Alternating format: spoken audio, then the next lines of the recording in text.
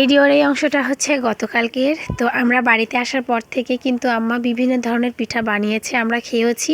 তো আজকে আমি চলে যাব, যার কারণে আম্মা আমাকে কিছু পিঠা বানিয়ে দিচ্ছে, আমি নিয়ে যাব।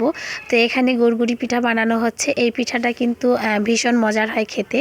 এটা গরম অবস্থায় খেতে অনেক নরম হয়, আর ঠান্ডা হয়ে গেলে একটু শক্ত হয়।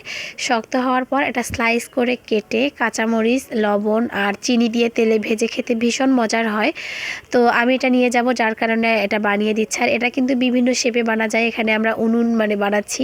ছোটোবেলায় আমরা এই পিঠাগুলো যখন বানাতাম বিভিন্ন শেপ দিতাম, খেলনার ডিজাইন দিতাম। তো আর এই তো এক পাশে আম্মা এখানে গুড় দিয়ে তেল পিঠা বানিয়েছে, আমি নিয়ে যাব। পিঠাগুলো কিন্তু অনেক নরম ও সফট হয়েছে। আর এটা হচ্ছে আজকের সকালের একটা অংশ। এখানে আমার জন্য নুনাস পিঠা বানানো হচ্ছে, আমি নিয়ে যাব। আমার বড় আম্মু আমাকে বানিয়ে দিচ্ছে, আর আমি একটু ডিজাইন করে নিচ্ছি। তো সবাই মিলে কাজগুলো করার চেষ্টা করতেছি, যেহেতু আমি আজকেই চলে যাব। দুপুরের মধ্যেই আমি সব কিছু গুছিয়ে বের হব, যেহেতু দুপুরের দিকে আমার ট্রেন আছে।